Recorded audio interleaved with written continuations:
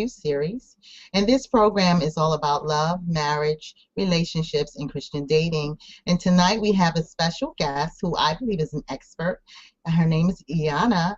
And welcome to Brides and Wives, Aiyana. Thank you for having me.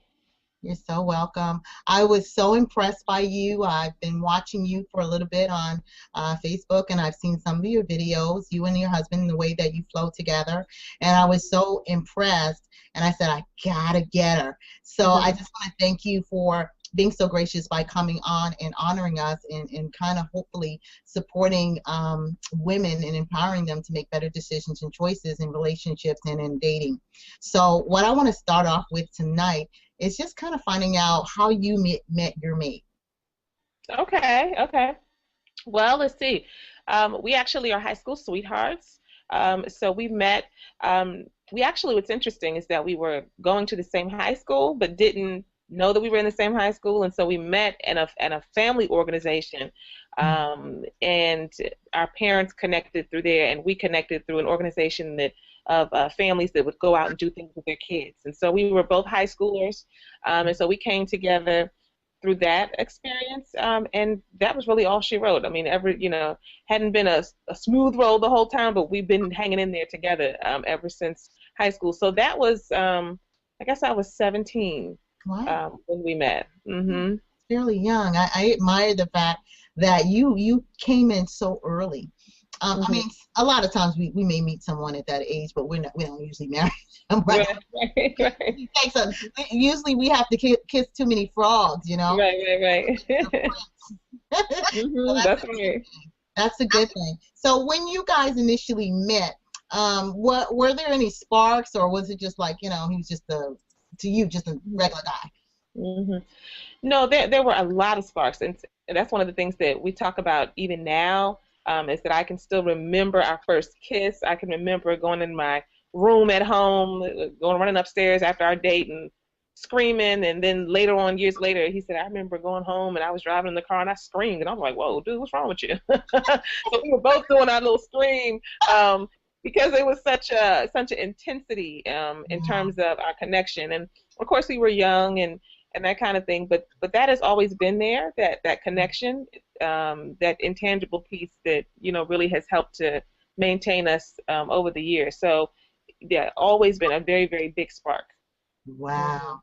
I think that's amazing, because like I said before, some people seem to have the spark, some people don't have the sparks.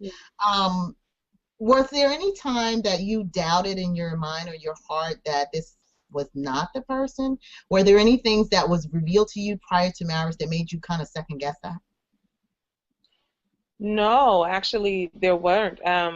I always knew, and because we came together early on, and eventually I went away to school, I went away to college, he went to college, we went our separate ways. I dated a little, he dated a little, we were supposed to be together, but then we kind of weren't, and then we were, and all of that kind of piece going on. I was being exposed to other folks, but I always knew, like, no, he's the one. He's the one that I really want to be with. So there's never been a doubt in my mind about it. It just hadn't been, really. Wow. I like that. I like that you were so certain. And I think that, if more women had a inkling of that, if they could just say, you know what, I know that I know, my knower knows, right? That you can know from the depth of your being that this is definitely the one. And even though you dated, like you said, because you guys were kind of separate for a little bit in terms of, you went to college, and right. So at that point you were kind of making sure. I think it was kind of like more of a, we're separate, like some people don't like that long distance type thing, and so they just do something else in the meantime. But you guys eventually came back together. So how long have you been married? We have been married now for 11 years. Been together going on 20. So it's been good. I mean, I want to kind of double back there, because when folks hear my story, sometimes they think, oh wow, everything just seemed to fall together for you guys, and all the pieces seem to be lined up perfectly. But the piece that I like to tell people is that I always knew. I always had this very strong connection and attraction to him, emotionally, intellectually, spiritually. But I still had stuff that I was dealing with. I mean, I still had my own stuff that I was dealing with in terms of really being able to trust and really letting him Mhm. in all the way, all those kinds of things that really served as barriers in a lot of ways Mhm. along the way. And so I do feel like God chose him for me so that I could see that there was another way, that I could really, really let my guard down and know that I could trust this man. So he really taught me, and what a blessing that I didn't go through a lot of different folks to figure out the lesson that not only I can trust a man to take care of me, but that I can even trust myself to take care of myself, and that I can trust God that if I don't have everything under control and I don't know what's going to happen, that God will take care of me. Period. And that's all I need to know. Wow. So everything has been wonderful in the sense that I think everything has been divinely ordained, but that doesn't mean that everything has been peaches and cream necessarily either. I think it's important too that women recognize that I don't care how much you're with your soulmate or the person who you figure that God has put you together. There's still work involved, and there's still test, trials, tribulations. You go through life, you have things to get through, and you have your own stuff, right? You still got your own baggage, and even no matter what age you are, you still have life issues. And I Hmm. like how you said that once you realize that God showed you that this person wasn't there to harm you, or that this person wasn't going to hurt you, you were able to put your guards down and trust that person. I think that's a big element, foundation in a relationship is trust.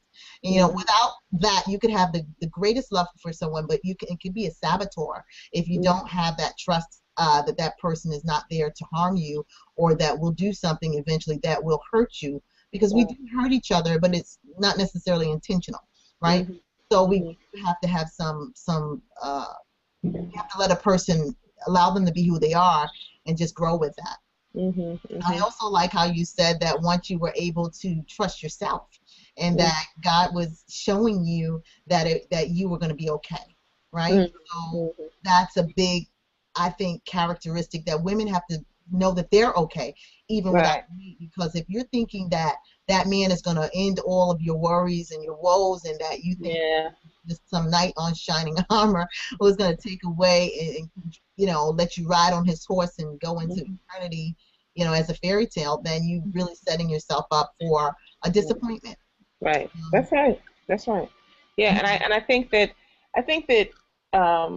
for a lot of reasons, we have preconceived notions about what a relationship is going to be and what that person is going to be like and what it's going to feel like and all of those things. And most of the time, it's not based in reality. Even if we were, you know, exposed at a young age to quote unquote, relatively stable relationships or we still only saw the part that we saw. We only were exposed to certain things, so we weren't necessarily in the room with our parents or with that model when they were having the hard discussions. We don't know what people struggle through and what people grow through together. So, unless someone's been really intentional about that, that's the pieces that we don't really see and people don't necessarily always share. And that's why I think it's so powerful when people come together and really share, particularly folks who've been together for a while, folks who've been married 20 and 30 and 40 years, really share that, oh, there's more to it than just what you see on the outside. Well, they were always together and she had dinner like this and she would make sure this was ready for him and he would take care of that. But what about the other parts, the other pieces that are just natural things you have to deal with when two human beings have to merge together and two people have to be stretched in the process. That's the mm, part that folks yes. don't really pay attention to. They just don't know about that part. Absolutely. I mean, because I know that I've done that. I look at people and I say, "Wow, look at that relationship." But again, you don't see the hard stuff. What makes that happen when you do see the outside, you don't see what went on in the inside. The places where that were rocky, the places Right. that weren't so easy and it wasn't so nice. Hmm. Also, I want people to know that another aspect of you that I think is very interesting is that you are a psychotherapist, right? Hmm. So how Yes. is that different? Because I don't know. How is that different from a psychologist or a psychiatrist? what are the differentiations of what you do? And I'm sure that that plays a huge role in how you're able to, again, do some of the things that you do, because I know that you also help people and you counsel people throughout Right. their relationships. So what exactly does a psychotherapist do?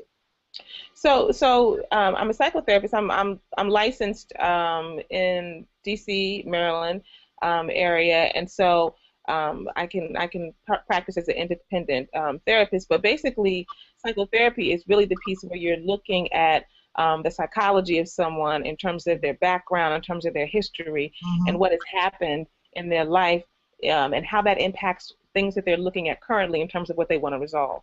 And Okay. so one of the things that I focus on, and my husband and I focus on, is really bridging together two disciplines, which is psychotherapy and being able to have self-awareness and knowing all of the parts of you that were shaped in your unconsciousness, not even realizing they were being shaped as a young person, and how that's informing your choices and your decisions and your experiences now. So we bring that piece, but then we also bring forward coaching, and coaching is relatively, it's not really a new thing, but it's gained in popularity over the recent years. But the difference between coaching and counseling is that counseling is really about, like I said, looking back, reflecting on what happened, how did it come to be that way, what is that pain about, and coaching is about, if you think about a team, what's the strategy, how do we move forward, what are we going to do now that we know to actually break through.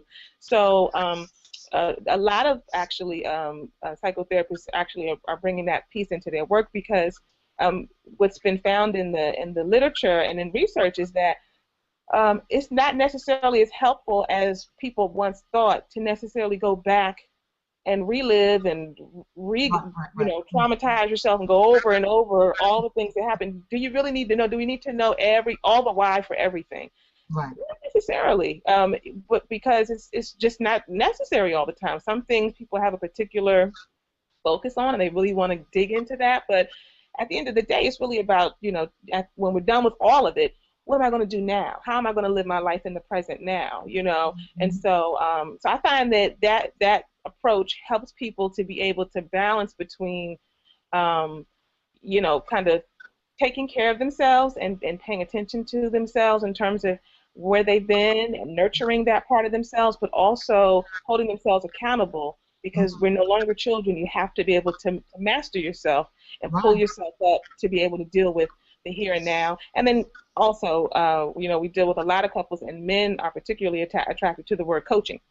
So that they like coaching, they're like counseling, therapy. What is No, that? men don't like that at all. I've Yeah. noticed that myself. Is if you Right. say, I noticed that a lot of women that say, "Oh, I can't get my husband to get counseling," they don't like that word, because then it makes them feel, as far as I'm concerned, like there's something broken with them. Like they don't Right. want to say that there's anything really wrong with them, even if it is. Mhm. They just want to say, it's because coaching makes it sound more like sports. You It know, does, right? It's like so it's not about me, it's about this thing that we got to deal with, we got to come with something, but it's not really me. I just Right, want is to, but let's just team up together, partner, and right, quote unquote, we'll do it mhm, together. So it's right, not right, it's not for them a point. See, they're looking. I think at counseling is people looking down on them and pointing the finger at their faults.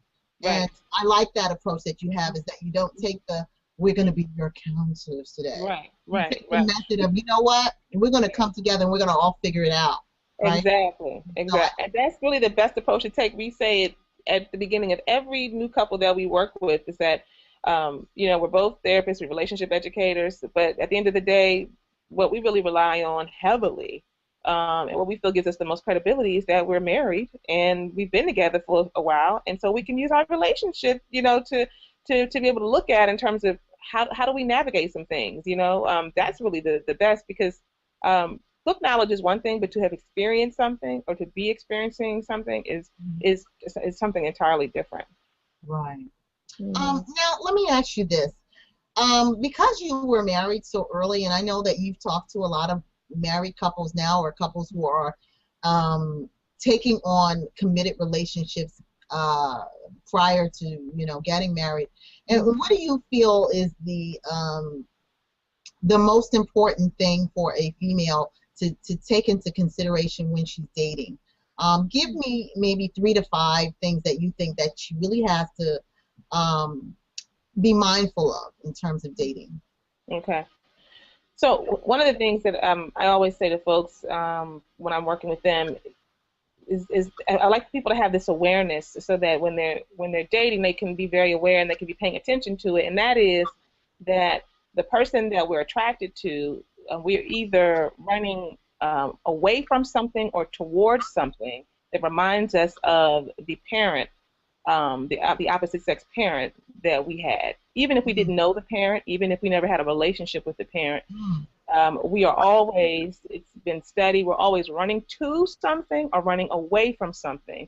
okay. Um, and we're attracted to this person because of that. And so for me, there's a divine piece to that. It's always, I think I find it, I never will stop finding it fascinating to sit in front of couples and hear how, once they start doing some work, how this person brings up this same piece like mom did, and this person actually reflects the same kind of issue like dad did.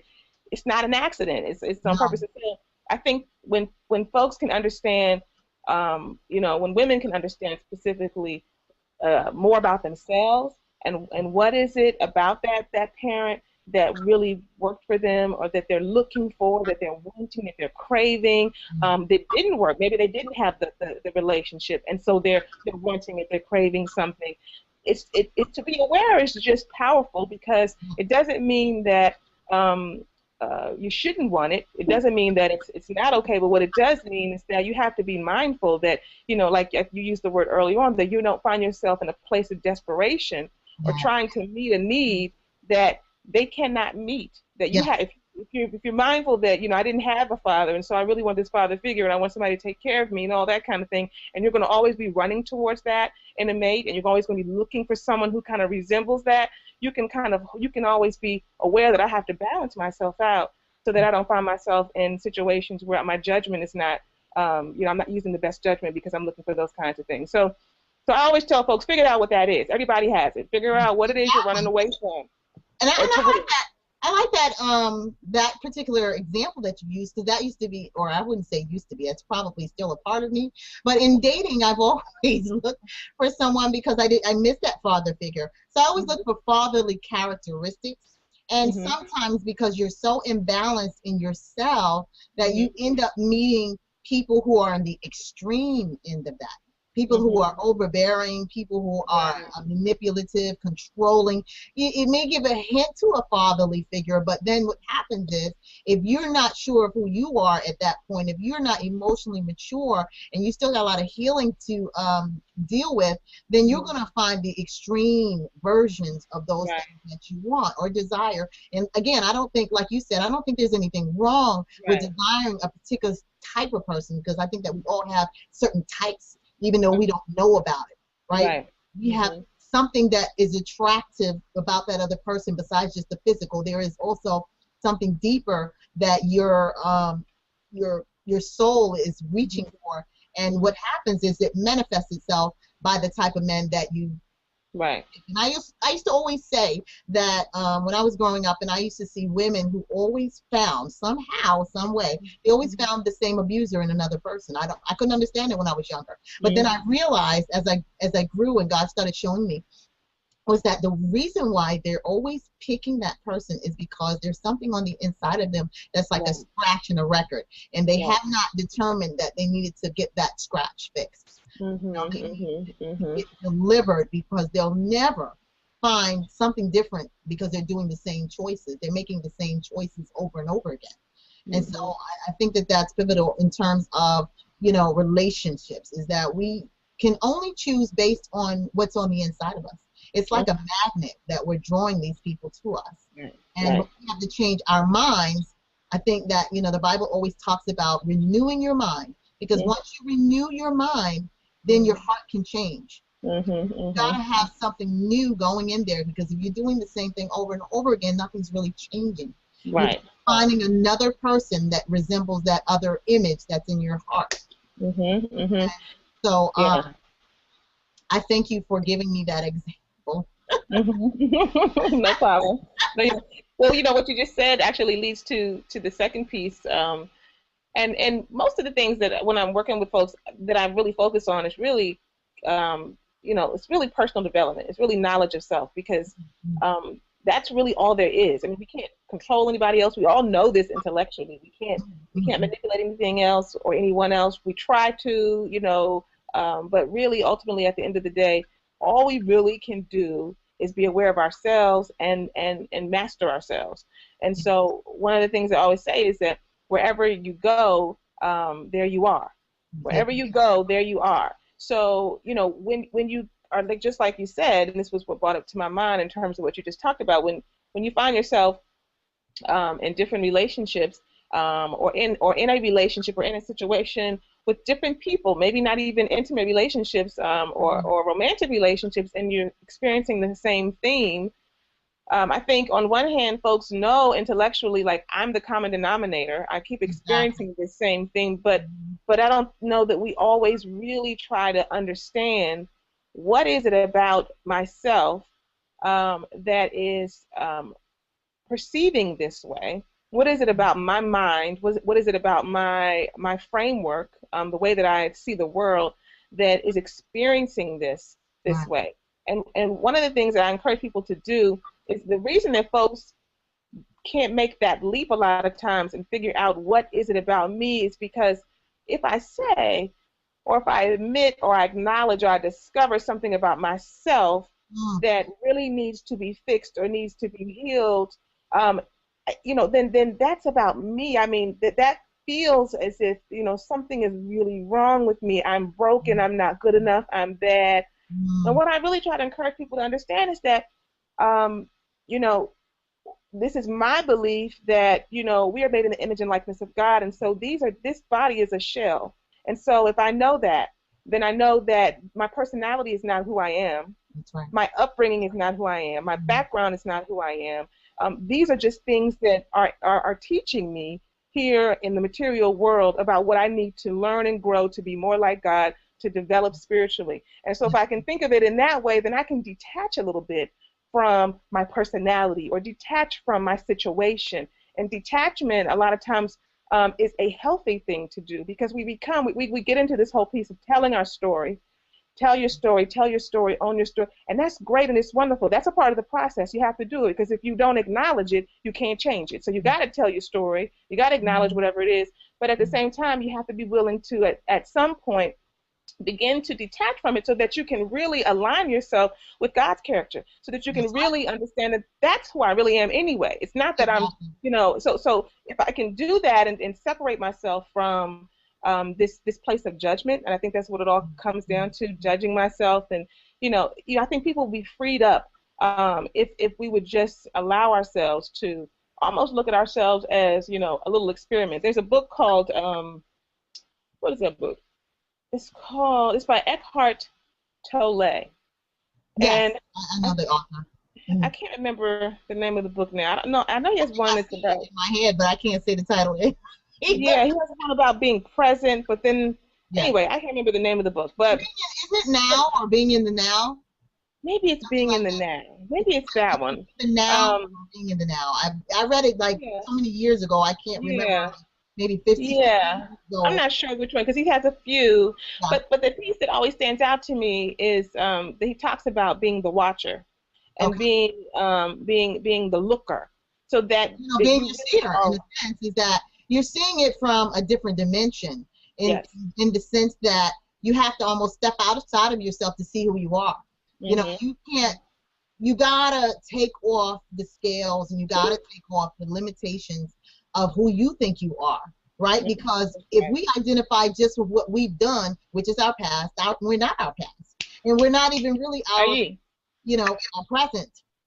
We Mhm. are who God says we are, right? Mhm. And in order for us to move forward, we have to begin to change our thought process. We Right. have to see things through new eyes, and we have to begin to, like you said, don't judge ourselves too harshly. Once we can identify where our errors are, we learn the error of our way, then Right. we can start anew and start afresh.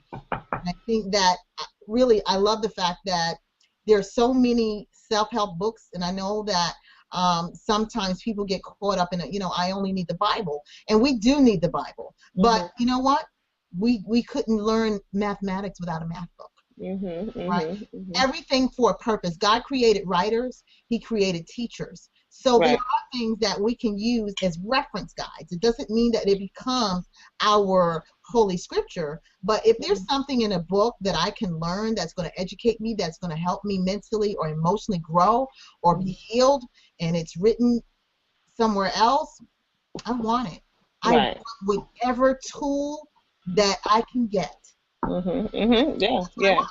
And I think that women have to learn to empower themselves and challenge themselves to do these things. To use tools that's already there's billions of books out there. You have to make sure that it lines up with your life purpose, but that's nothing more than just using discernment.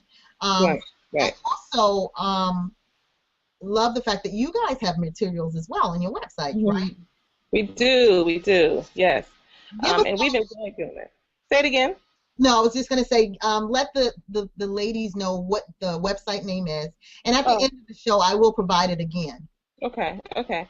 So sure. The website is blackloveandmarriage.com, and we have a host of videos and articles, all kinds of information. It's really a resource site, and it's really we there was a probably about a year ago now on Twitter. Oh, you know what? I'm sorry. Let me yell to someone to get me the charger for my computer so I don't die on you.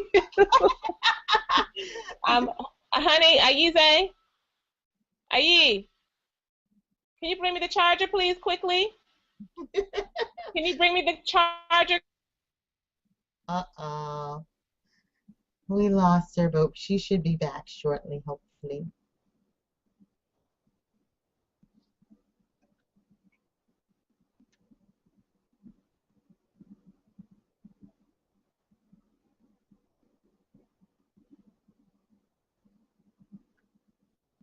Well, audience, if we don't hear back from Aiyana, sorry. What we're going to do is we're going to complete this broadcast, and what we're going to do is we're going to have her come back on the show. I'd really love to see Aiyana and her husband speak together on our show, and I just want to thank you for tuning in, and I apologize for the abruptness that we had some technical difficulties.